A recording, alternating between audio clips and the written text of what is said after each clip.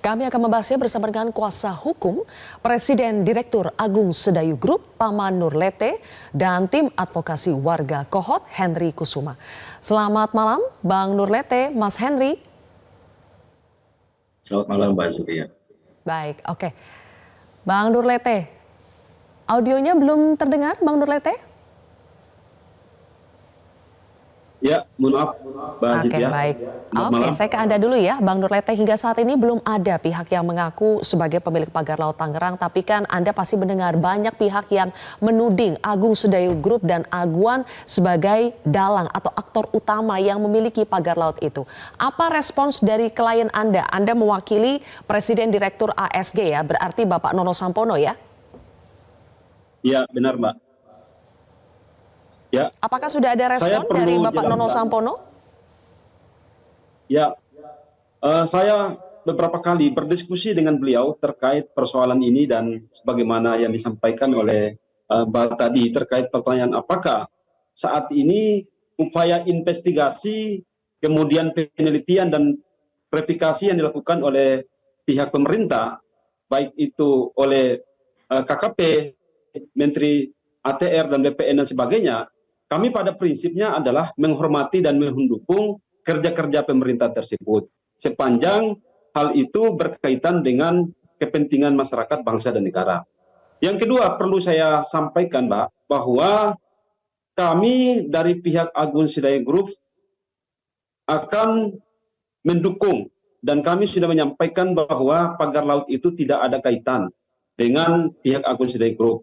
Kemudian terkait dengan tuduhan-tuduhan atau fitnah yang beralamat kepada Agung Sedayu Group dan Pak Aguan maupun Pak Nono sendiri, kami sedang mengkaji apakah ujaran kebencian, narasi fitnah dan provokasi dan segala macamnya. Bila itu memenuhi unsur-unsur pidana, maka tidak menuntut kemungkinan kami melakukan upaya hukum. Namun yang perlu kami tegaskan bahwa kita saat ini sudah melihat kinerja yang dilakukan oleh pemerintah dan itu adalah bukti kehadiran negara terhadap permasalahan ini, yaitu sudah ada pembongkaran terhadap pagar tersebut. Tinggal kita melihat hasil dari penyelidikan, kajian maupun investigasi itu untuk membongkar siapa dalang, siapa aktor intelektual di balik pagar laut tersebut dan apa motifnya. Ini kita tentu memberikan kesempatan kepada pemerintah untuk menyampaikan secara resmi kepada rakyat Indonesia, sehingga kita tidak boleh berasumsi dan membangun narasi-narasi sentimen negatif, konfrontatif, provokatif dan manipulatif hanya menyerang pihak Agung Sedayu Group hanya karena dikaitkan dengan legitimasi eksistensi dari 263 SHGB dan 17 SHM yang ada di areal pagar laut tersebut. Tetapi perlu diketahui bahwa eksistensi dari 263 SHGB dan 17 SHM itu tidak ada kaitan korelasi dengan pagar laut tersebut. Demikian, Mbak. Oke. Intinya kita sudah dengar bersama dari Bang Nurlete membantah ya ada keterlibatan dari PT Agung Sedayu Group maupun dari Aguan maupun Nono Sampono dalam pemasangan pagar laut. Saya ingin minta tanggapannya kepada Mas Henry. Mas Henry di sini mewakili warga Kohot dan kita tahu bahwa warga Kohot sudah mulai berbicara, sudah mulai mengungkapkan siapa pihak-pihak yang mereka duga sebagai orang-orang yang memasang pagar laut. Dan salah satunya ada nama Agung Sedayu Group, ada nama Pak Aguan di situ. Mendengar respon dari Bang Nurlete yang membantah semua itu, apa tanggapan Anda, Mas Henry? Ya, terima kasih Mbak Sylvia. Sore Bang Paman ya. Ya, sore Bang. Ya, terkait dengan pagar laut SHGB dan sebagainya, kita harus melihat ini secara utuh. Berkali-kali saya sampaikan ya. Ini kita harus usut dari hulu ke hilir, dari sisi teknis, operasi, maupun dari sisi kebijakan. Ini yang selalu saya tegaskan dari awal. Ya, kemarin beberapa hari yang lalu kita sudah fokus pada tatanan teknis di lapangan, siapa pemohon dan sebagainya. Nah, hari ini kita membahas sudah mencapai di operasional ya. Siapa yang mengoperasikannya, yaitu pihak-pihak BPN gitu ya. Nah, kemudian jangan lupa juga kita harus melihat dari sisi kebijakan. Siapa yang memberlakukan kebijakan ini gitu ya. Nah, izin saya sampaikan supaya kita clear semuanya bahwa permohonan itu, permohonan para pemohon-pemohon yang awalnya beratasnamakan warga pohon tentunya. Nah, itu harus melalui proses ya. Izin saya sampaikan prosesnya ya, sehingga kita bisa utuh melihat kejadian ini. Jadi para warga itu dibuatkan PM1 disebutnya, itu surat keterangan tanah. Nah, berkembang kami mendengar bahwa ada warka semacam birik letter C. Oke, katakanlah ada birik dan sebagainya, itu diajukan kepada setelah adanya SPPT ya. Setelah lengkap PBB, SPPT itu, kemudian dokumen-dokumennya mereka ajukan. Sebelum pengajuan untuk sertifikat itu diajukan PKKPR ya, persetujuan kesesuaian kegiatan pemanfaatan ruang. Ini adalah dari sisi kebijakan ya. Nah, persetujuan PKKPR ini diupload secara online ya. Siapa yang mengupload dari sekian banyak ini kita belum tahu. Nah, yang pasti bukan warga. Kami meyakini itu bukan warga orang per orang yang ada sekarang ini. Jadi Nah, ada yang mencatut identitas warga Kohot untuk bisa membuat sertifikat-sertifikat itu ya, Mas Henry? Maksud Anda begitu? Betul, betul. Nah, diajukan secara online. Dan siapakah pihak yang mencatut ini, Mas Henry? Kenapa? Siapa pihak yang mencatut identitas warga untuk bisa menerbitkan sertifikat itu? Pihak teknis itu di lapangan. Pemohon itu dikoordinir oleh, dugaan kami adalah kepala desa, Saudara Arsin. Ya, itu yang mengkoordinir semuanya bersama sekdesnya, bersama staf jajaran semuanya. Mereka yang mencari figur-figur itu, kemudian dibuatkan PM1, dibuatkan SPPT, kemudian diajukan PKKPR-nya ini secara online. Nah, kemudian setelah persetujuannya ada, diajukan ke BPN. Nah, BPN ini ketika persetujuan ini ada, otomatis secara sistem itu sudah pemukiman, karena diajukannya pemukiman.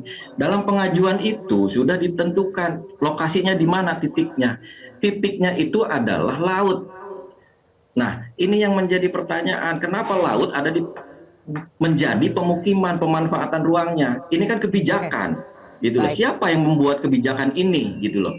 Nah, kebijakan ini dibuat berdasarkan Perda 9 2020. Siapa yang mensahkannya? Zaki Iskandar. Ini yang menjadi masalah. Mantan Bupati Tangerang ya? Mantan Bupati Tangerang. Gitu loh. Nah, inilah yang menjadi problem, yang menjadi masalah di warga, terkhususnya Kohot ya, yang menjadi advokasi kami.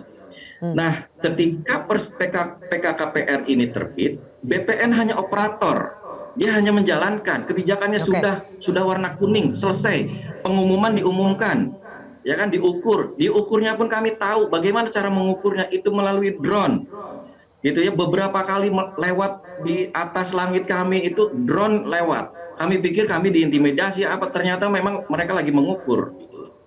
Nah, seperti itu. Nah, baik Mas Henry, berarti ketimbang siapa pelaku pemasang pagar laut, Anda lebih mempersoalkan siapa pembuat kebijakan yang akhirnya bisa memperbolehkan sertifikat itu terbit dan akhirnya terjadilah pemasangan pagar laut itu. Anda lebih mempersoalkan pihak yang membuat kebijakannya? Oh tentu Mbak, tentu. Tadi pertanyaan saya Mas Henry, ketika sudah ada bantahan nih, ada bantahan dari pengusaha real estate yang selama ini dituduh. Dari respon dari Anda yang mewakili warga Kohot bagaimana? Ya, saya harus sampaikan secara objektif Mbak Sylvia ya. Saya harus menyampaikan secara objektif. Ada yang tidak suka dengan pernyataan saya ini, ya terserah. Saya mempelajari, menelaah dengan seksama dari bulan Agustus, Juli sampai hari ini.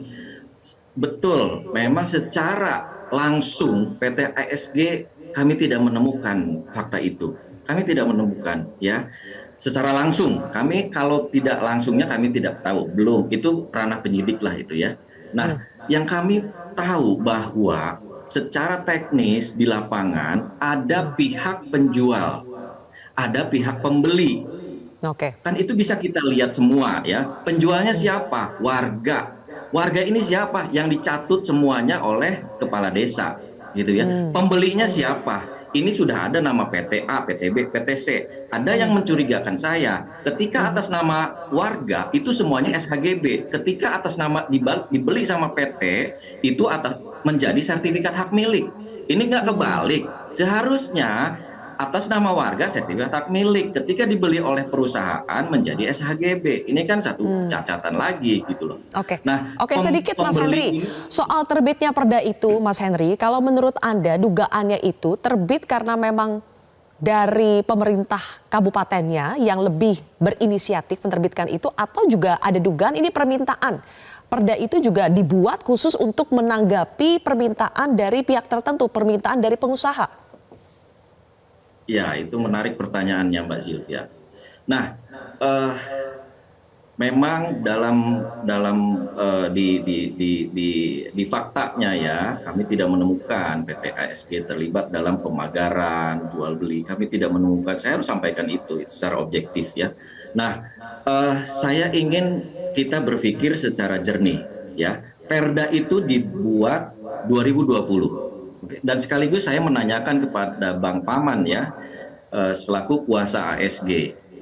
Perda itu 2020, disahkan 2022. Oke. Nah, 2020 Perpres PSN itu hadir juga terhadap PIK 2. Oke.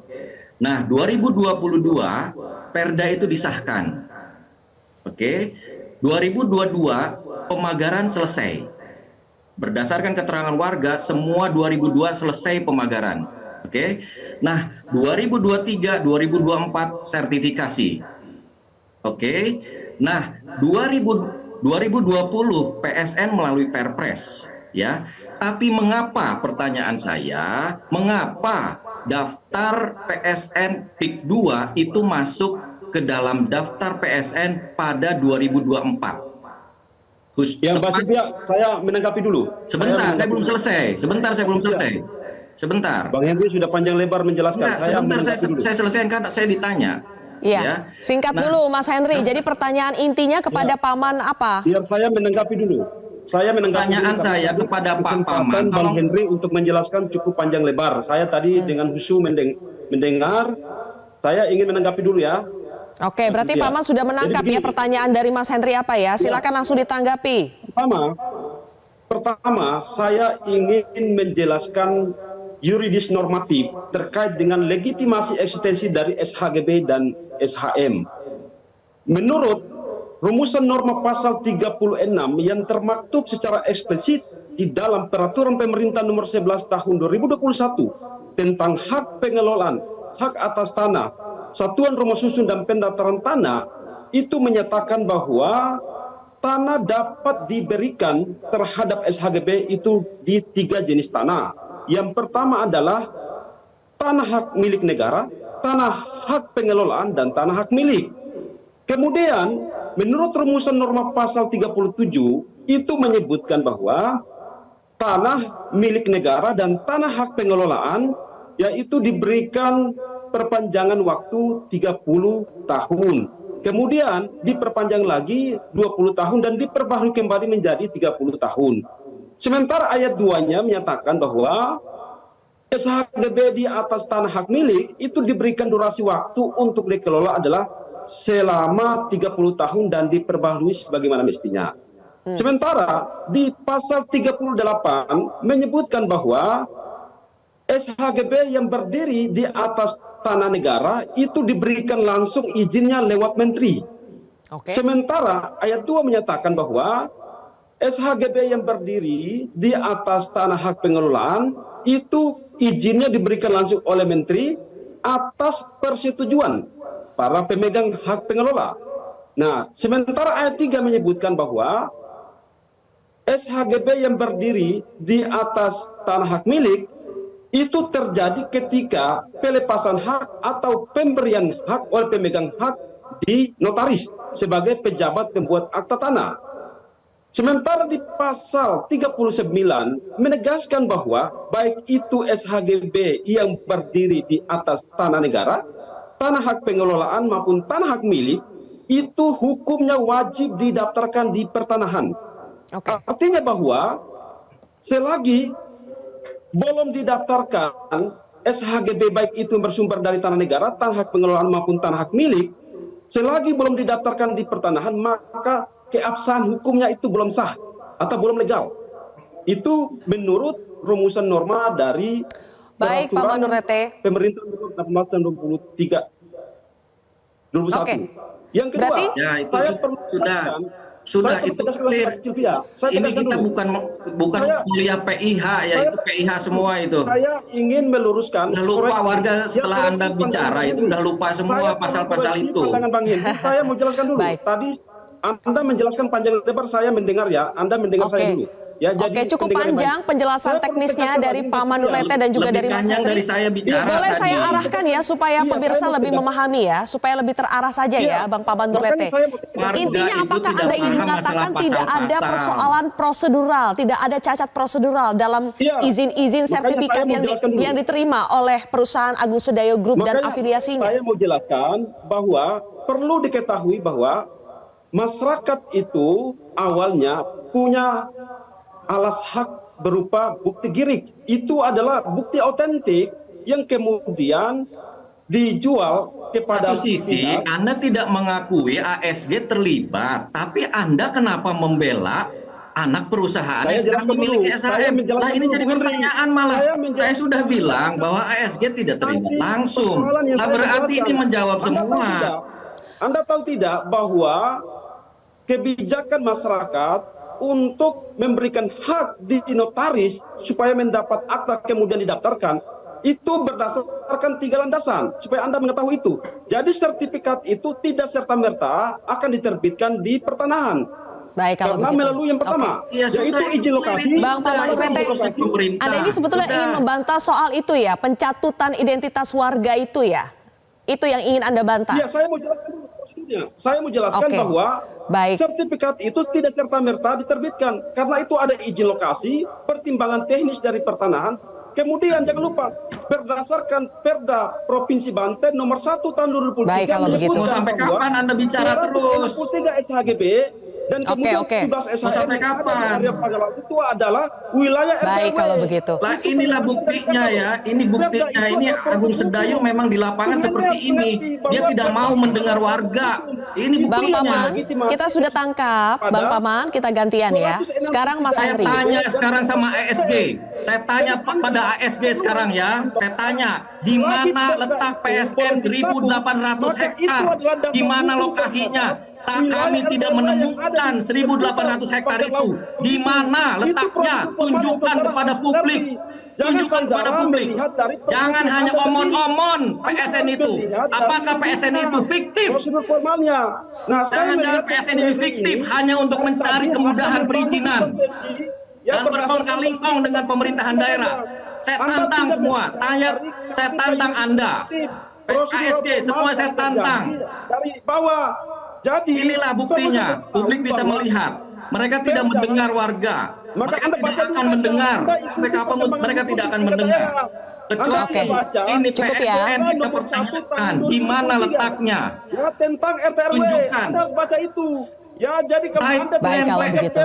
Bapak-bapak, mohon maaf, kami tidak bisa mendengar dengan jelas kalau begini ya. Ya. Bang Pak Manurlete, kami tidak bisa mendengar jelas kalau dua-duanya saling bicara. Tapi poin dari Anda masing-masing lebih banyak bicara. sudah kami tangkap. Begini, Saya supaya adil, Bang Pak Manurlete dan juga Mas Henry, saya kasih kesempatan 1 menit untuk memberikan closing statement. Jangan ada yang saling berbicara ketika pihak yang lain sedang berbicara ya. Saya mulai dari Mas Henry dulu, silakan ditanggapi. Ada etika lah di sini. Ya, saya kembali pertanyakan, PSN di mana 1.800 itu? Di mana? Saya minta tunjukkan ke publik 1.800 hektar yang digembar-gemborkan itu di mana letaknya. Di site plan PIK 2 kami tidak menemukan. Saya dari bulan Juli sampai hari ini kami tidak menemukan di mana PSN itu 1.800 hektar itu. Coba kenapa sama dengan itu angka 1.800 hektar itu, mengapa sama dengan luasan pagar laut yang ada di Kohot dan Keramat 1.800 hektar. Oke, baik. Apakah Sudah kami tangkap. PSN yang fiktif? Kami Oke, baik menanyakan Mas Henry, itu. waktunya Silakan sudah habis dijawab untuk Mas secara- Henry 1 menit. Sudah cukup, sekarang Publik harus silakan tahu. ditanggapi terakhir Pak Manurlete. 1 menit juga. Yang pertama, tujuan daripada PSN itu adalah untuk merawat hutan 91 hektar punya negara yang sudah rusak karena kena abrasi, itu mau ditambahkan menjadi 515. Iya, di Itu mana dibiayai lokasinya? oleh Tunjukkan. keuangan dari pihak swasta. Yang kedua, di situ juga ada namanya pembangunan tol. Jadi itu bukan satu kesatuan wilayah terintegrasi, tapi terpisah. 1.836 hektar itu. Jadi jangan saudara melihat hanya pada hutan 91 hektar yang akan kemudian dirawat, dilestarikan menjadi 515 itu. Tapi kemudian di situ juga ada jalan tol yang dari Kamal hingga Rajek, itu panjangnya adalah